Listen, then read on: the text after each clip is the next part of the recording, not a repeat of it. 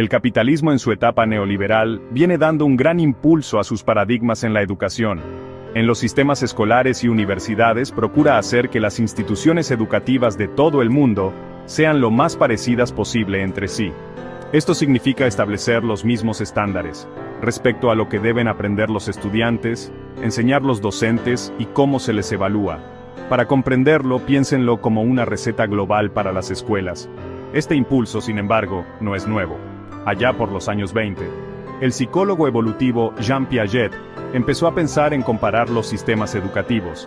Trabajó con lo que hoy es la Oficina Internacional de Educación, recopilando datos sobre las escuelas y los resultados de las políticas educativas en diferentes países. Más tarde, la UNESCO recogió esta idea y la continuó. Esta idea de estandarizar la educación realmente despegó después de la Segunda Guerra Mundial. En esa tarea, fue fundamental la creación de bancas de desarrollo tipo Banco Mundial o Banco Interamericano de Desarrollo, así como el auge del multilateralismo educativo, especialmente a partir de la fundación de UNESCO. Los países se estaban reconstruyendo y querían asegurarse de que sus sistemas educativos fueran de primera categoría.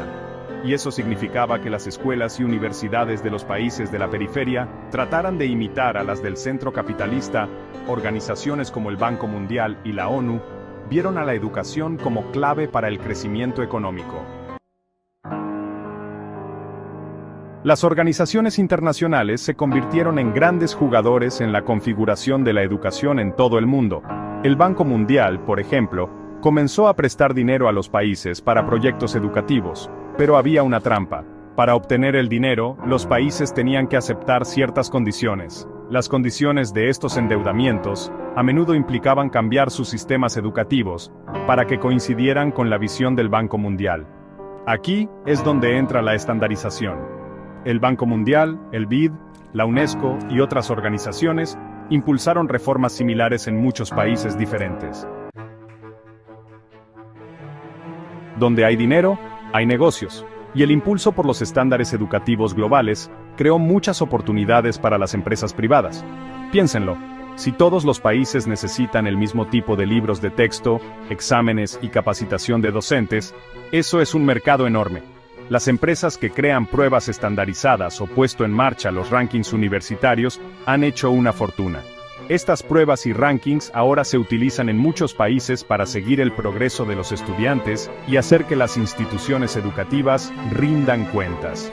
Pero a algunas personas les preocupa que estas pruebas estén demasiado enfocadas en competencias limitadas y no midan lo que es realmente importante en la educación: el pensamiento crítico, la creatividad, la construcción de ciudadanía, el conocimiento del territorio y la historia.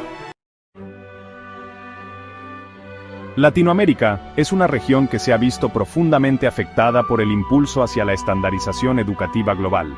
No solo con pruebas como las de PISA o del Laboratorio de la Calidad Educativa de la UNESCO, sino también con las políticas de acreditación universitaria, serialización de las publicaciones, sistemas de arbitraje e indexación que sirven de soporte a la bibliometría, el estímulo a la movilidad estudiantil y académica para presionar la homologación de estudios con los parámetros de las naciones industrializadas, entre otras iniciativas de la cultura evaluativa neoliberal. El Banco Mundial y otras organizaciones han invertido miles de millones de dólares en supuestos proyectos educativos en la región, que en realidad son migajas para un pequeño sector e incidencia decisiva en el conjunto de las políticas educativas. Estos proyectos del multilateralismo encubren la presión estandarizadora, trayendo algunos pequeños cambios positivos, como un mayor acceso a la educación para las niñas y los niños en las zonas rurales, mientras promueven, por ejemplo, reformas curriculares que triplican la transferencia de recursos públicos al sector privado. Esto ha generado críticas y un creciente malestar. Algunos críticos argumentan que estas reformas han hecho que la educación se centre demasiado en lo que hay que aprender para salir bien en las pruebas estandarizadas y no han hecho lo suficiente para abordar problemas más profundos como la pobreza y la desigualdad, ni han logrado promover escuelas y universidades comprometidas con una ciencia para el pueblo. La estandarización ha terminado facilitando la creación de holdings empresariales que se lucran con la agenda educativa, a la par que alinean las políticas educativas a la reproducción simbólica y material del capitalismo. En próximos videos, les hablaremos de otras iniciativas del capital sobre la educación, que se orientan al lucro. Hasta pronto.